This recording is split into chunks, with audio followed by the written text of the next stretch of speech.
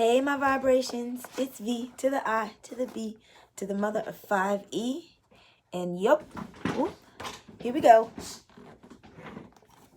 Back with part 4 of chapter 3, The Power of Intentions by Dr. Wayne Dyer. If you hear any noise, it's the boys upstairs in Kai's room. So, all right, let's go ahead. We were at number 6, which is be abundant. Intention is endlessly abundant. There's no scarcity in the universal invisible world of spirit. The cosmos itself is without end. How could there be an end to the universe? What would be at the end? A wall? So how thick is the wall? And what's on the other side of it? As you contemplate connecting to intention, know in your heart that any attitude you have that reflects a scarcity consciousness will hold you back. A reminder here is in order. You must match intention's attributes with your own in order to capitalize on those powers in your life. Abundance is what God's kingdom is about. Imagine God thinking, I can't produce any more oxygen today. I'm just too tired. This universe is big enough already. I think I'll erect that wall and bring this expansion thing to a halt. Impossible. You emerge from a consciousness that was and is unlimited. So what's to prevent you from rejoining the limitless awareness in your mind and holding on to these pictures regardless of what goes before you? What prevents you is the conditioning you've been exposed to during your life, which you can change today in the next few minutes if you so desire. When you shift to an abundance mindset, you repeat to yourself over and over again that you're unlimited because you emanated from the inexhaustible supply of intention. As this picture solidifies, you begin to act on this attitude of unbending intent. There's no other possibility. We become what we think about, and as Emerson reminded us, the ancestor to every action is a thought. As these thoughts of plenitude and excessive sufficiency become your way of thinking, the all-creating force to which you're always connected will begin to work with you in harmony with your thoughts, just as it worked with you in harmony with your thoughts of scarcity. If you think you can't manifest abundance into your life, you'll see intention agreeing with you and assisting you in the fulfillment of meager expectations. I seem to have arrived into this world fully connected to the abundance attributes of the spiritual world from which I emanated. As a child growing up in foster homes with poverty consciousness all around me, I was the richest kid in the orphanage, so to speak. I always thought I could have money jingling in my pocket. I pictured it there, and I consequently acted on that picture. I collect soda pop bottles, shovel snow, bag groceries, cut lawns, carry people's ashes from their coal furnaces, clean up yards, paint fences, babysit, deliver newspapers, and on and on. And always the universal force of abundance worked with me in providing opportunities. A snowstorm was a giant blessing for me. So too were discarded bottles by the side of the road and little old ladies who needed help carrying their groceries to their automobiles. Today, over a half century later, I still have that abundance mentality. I've never been without several jobs at one time throughout many economic slumps over my lifetime. I made large amounts of money as a school teacher by starting a driver education business after school hours. I began a lecture series in Port Washington, New York, on Monday evenings for 30 or so local residents to supplement my income as a professor at St. John's University. And that Monday night series became an audience of over 1,000 people in the high school auditorium. Each lecture was tape recorded by a staff member, and those tapes led to the outline for my first book to the public, which was called Your Erroneous Zones. One of the attendees was the wife of a literary agent in New York City who encouraged him to contact me about writing a book. That man, Arthur Pine, became like a father to me and helped me meet key publishing people in New York. And the same story of unlimited thinking goes on and on. I saw the book from the end, beginning a tool for everyone in the becoming a tool for everyone in the country, and proceeded to go to every large city in America to tell people about it. The universal spirit has always worked with me in bringing my thoughts of unlimited abundance into my life. The right people will magically appear. the right break would come along. The help I needed would seemingly manifest out of nowhere. And in a sense, I'm still collecting pop bottles, shoveling snow, and carrying out groceries for little old ladies today. My mission hasn't changed, although the playing field is enlarged. It's all about having an inner picture of abundance, thinking in unlimited ways, being open to the guidance that intention provides when you're in a state of rapport with it, and then being in a state of ecstatic gratitude and awe for how this whole thing works. Every time I see a coin on the street, I stop, pick it up, put it in my pocket, and say out loud, "Thank you, God, for this symbol of abundance that keeps flowing into my life." Never once have I asked, "Why only a penny, God? You know I need a lot more than that."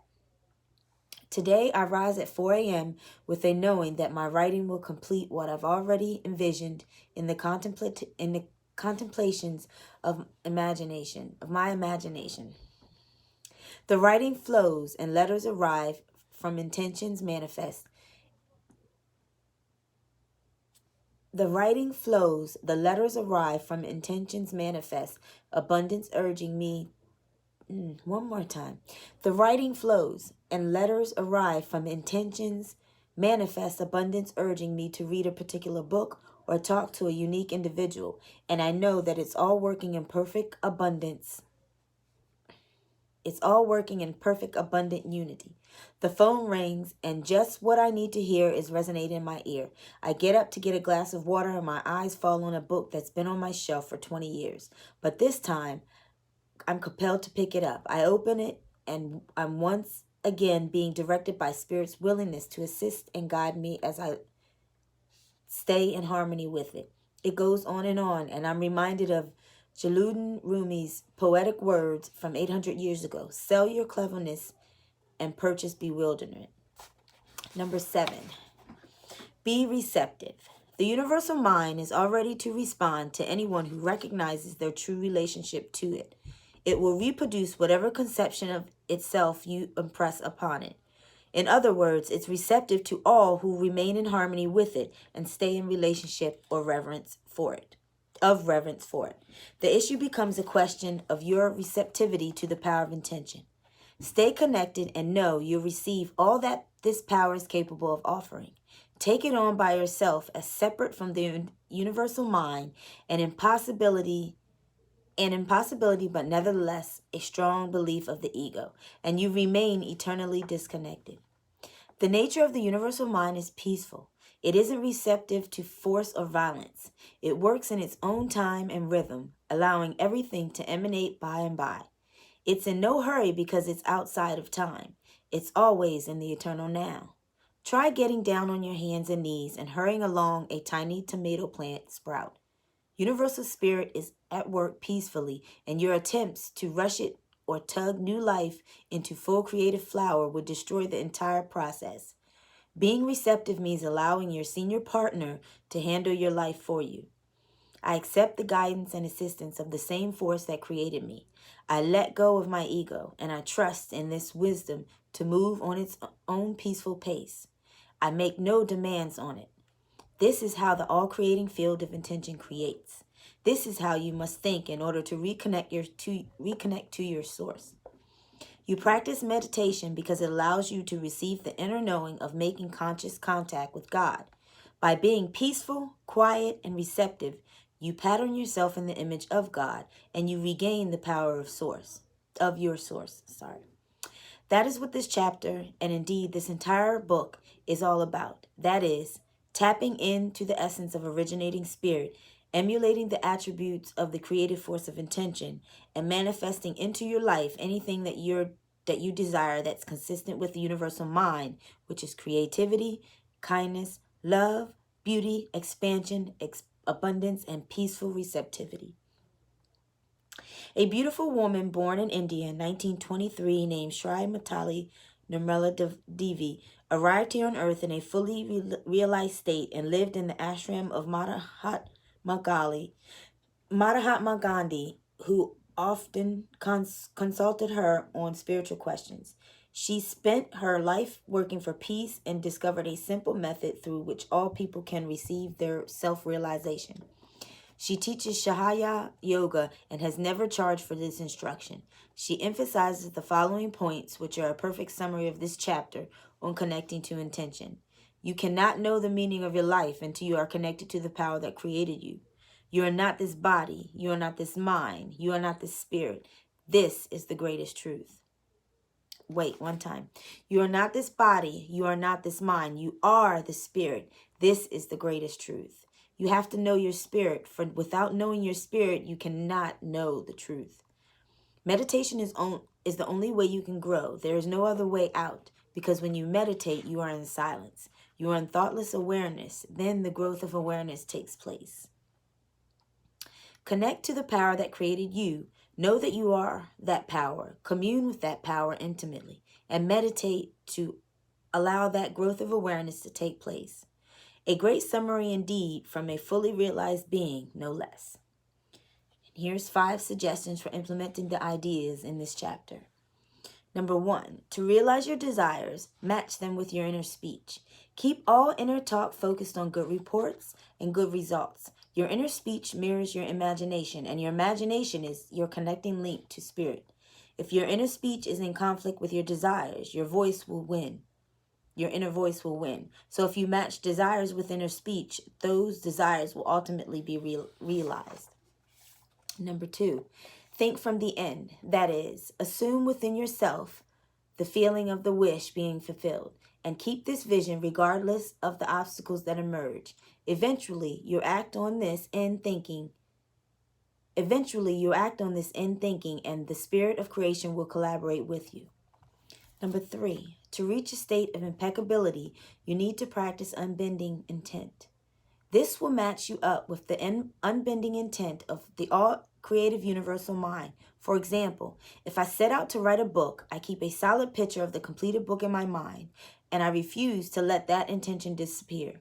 There's nothing that can keep me from that intention being fulfilled. Some say that I have a great discipline, but I know otherwise. My unbending intent won't allow for anything but its completion to be expressed. I'm pushed, prodded, and propelled, and finally almost mystically attracted to my writing space. All waking and sleeping thoughts are focused on this picture, and I never lack for being in a state of awe at how it all comes together. Number 4, copy the 7 faces of intention on 3x5 cards. Have them laminated and place them in crucial locations that you must look at each day. They'll serve as reminders for you to stay in fellowship with the originating spirit. You want a relationship of camaraderie to exist with intention. The 7 reminders strategically placed around your living and working environment will do just that for you. Number 5, always keep the thought of God's abundance in mind. If any other thought comes, replace it with that of God's abundance. Remind yourself every day that the universe can't be miserly. It can't be wanting. It holds nothing but abundance, or as St. Paul stated so perfectly, God is able to provide you with every blessing in abundance. Repeat these ideas on abundance until they radiate as your inner truth. This concludes the steps for connecting to intention. But before you make this somersault into the inconceivable, I urge you to examine any and all self-imposed obstacles that need to be challenged and eradicated as you work anew at living and breathing this power of intention that was placed in your heart before a heart was even formed. As William Penn put it, those people who are not governed by God will be ruled by tyrants. Remember as you read on that those tyrants are often the self-imposed roadblocks of your lower self at work. And there is chapter 3, and I will go ahead and put the 5 suggestion, just the little part that's in italics for you for each one, 1 through 5. And if you want, go ahead and pick up your copy of The Power of Intention by Dr. Wayne Dyer. Great book. I recommend it. We can read along.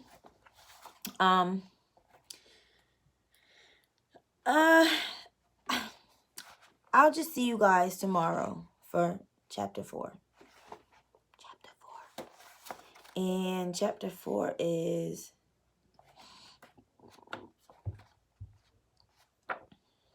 it's about 20-30 pages too, so it might be three parts for that one. So see you guys tomorrow for chapter 4 of Power of Intentions by Dr. Wayne Dyer. All right, guys. It is 7:43 and I'm tired. And I'll see you guys tomorrow. Just doing nothing. Have a good night.